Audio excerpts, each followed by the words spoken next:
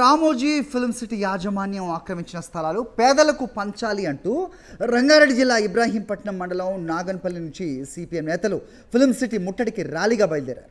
CPM రాష్ట్ర కార్యదర్శి John Wesley, జిల్లా కార్యదర్శి పగడాల యాదయ్యల ఆధ్వర్యంలో జరిగిన ఈ కార్యక్రమంలో తమకు ఇళ్ల స్థలాలు కేటాయించాలంటూ పలువురు పేదలు నినాదాలు చేశారు. ఈ క్రమంలో సిపిఎం నేతలను పోలీసులు అడ్డుకోవడంతో ఉద్రిక్త వాతావరణం నెలకొంది.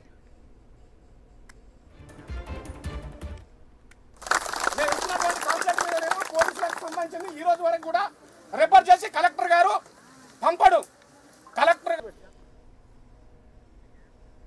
రైట్, ఇదే అంశంపై అప్డేట్స్ మా కరెస్పాండెంట్ దిలీప్ అడిగి తెలుసుకుందాం. దిలీప్, చెప్పండి, రామోజీ ఆక్రమించిన భూములు, సో వాటి కథ ఇవాళ కొత్తది కాదు. అక్కడ పేదల భూములు లాక్కుని వాళ్ళకి వేరే చోట స్థలం ఇస్తామని కూడా చాలా కాలమైన పరిస్థితి మనం చూస్తున్నాం. చాలా కాలంగా వీళ్ళందరూ కూడా ఆందోళన చేస్తున్నారు, ఆవేదన వ్యక్తం చేస్తున్నారు. ప్రస్తుతం సిపిఎం నాయకులు కూడా అక్కడికి వచ్చినట్టుగా విజువల్స్లో కనిపిస్తోంది. ఏం చెప్తున్నారు వాళ్ళు? అప్డేట్ ఏంటి? సరే చూసుకోవచ్చు. ఇటు రామోజీ ఫిల్మ్ సిటీ చుట్టుపక్కల ఉన్నటువంటి 4 నుంచి 5 గ్రామాలలో నిరుపేదలకు 2007లో అప్పట్లో కాంగ్రెస్ ప్రభుత్వం 557 మంది లబ్ధిదారులకు 60 గజాల చొప్పున రామోజీ ఫిల్మ్ సిటీలో స్థలాన్ని కేటాయించింది. అయితే అప్పటి నుంచి కూడా రామోజీ ఫిల్మ్ సిటీలో ఉన్నటువంటి తమ ప్లాట్లలోకి అనుమతి లేదు. అలాగే గృహ నిర్మాణాలు కూడా చేపట్టడాన్ని ఇటు రామోజీ ఫిల్మ్ సిటీ యాజమాన్యం అడ్డుకుంటుంది. సో దీనికి సంబంధించి గత 18 సంవత్సరాలుగా కూడా ఇక్కడ ఉన్నటువంటి స్థానిక గ్రామాల ప్రజలు న్యాయ పోరాటం చేస్తున్న పరిస్థితి కనిపిస్తుంది. ఈ నేపథ్యంలోనే ఈరోజు సిపిఎం రాష్ట్ర కార్యదర్శి జాన్ వెస్లీ ఆధ్వర్యంలో చలో రామోజీ ఫిల్మ్ సిటీకి కూడా పిలుపునిచ్చారు. ఈ నేపథ్యంలో పెద్ద ఎత్తున కూడా లబ్ధిదారులు ఎవరైతే గత 18 సంవత్సరాలుగా నిరీక్షణ చేస్తున్నటువంటి ఎవరైతే లబ్ధిదారులు ఉన్నారో వాళ్ళందరూ కూడా పెద్ద ఎత్తున కూడా రామోజీ ఫిల్మ్ సిటీలో తమకు కేటాయించినటువంటి స్థలాలకు చేరుకున్నారు.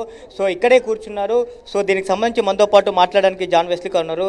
సో ఏం చెప్పబోతా ఉన్నారు? సో రామోజీ ఫిల్మ్ సిటీ యాజమాన్యం స్పందిస్తుందా? మీతో చర్చలకు ఏమైనా ఎవరైనా పంపించిందా? ఏం చెప్తా ఉన్నారు?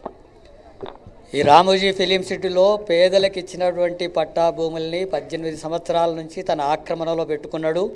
చుట్టూ కాంపౌండ్ కట్టాడు, గేటు పెట్టాడు, రోడ్డును కూడా ఇక్కడికి రానివ్వకుండా ఆటంకపరుస్తున్నాడు.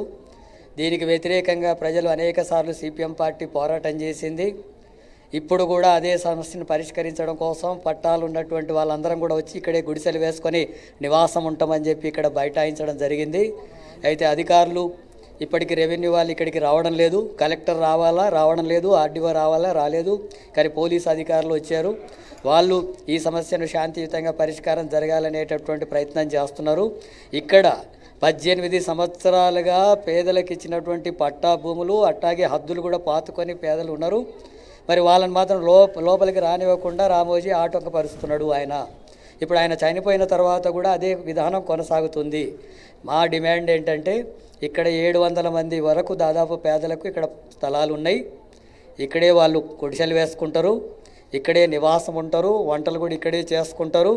అందుకని పూర్తిగా రెవెన్యూ అధికారులు, కలెక్టర్ వచ్చి జోక్యం చేసుకొని ఈ సమస్యను పరిష్కరించాలని చెప్పి సిపిఎంగా డిమాండ్ చేస్తున్నాం. అదేవిధంగా గతంలో కూడా సో ఇక్కడ నుంచి కాకుండా మరో ప్లేస్లో కూడా స్థలాలు ఇస్తామని కొంత మభ్యపెట్టినటువంటి పరిస్థితి కనిపిస్తూ ఉంది. సో అలా గతంలో కూడా చర్చలకు పిలిచినటువంటి పరిస్థితి కనిపిస్తుంది. ఈసారైనా సమస్య పరిష్కారం అవుతుంది అనుకున్నా? ఇక్కడ ఉండేటటువంటి భూమికి బదులు బయట భూమి కొనుగోలు చేసి ఇస్తాం, ఈ భూమి తానే తీసుకోవాలనేటటువంటి ప్రతిపాదన అధికారుల ముందు పెడుతున్నాడు.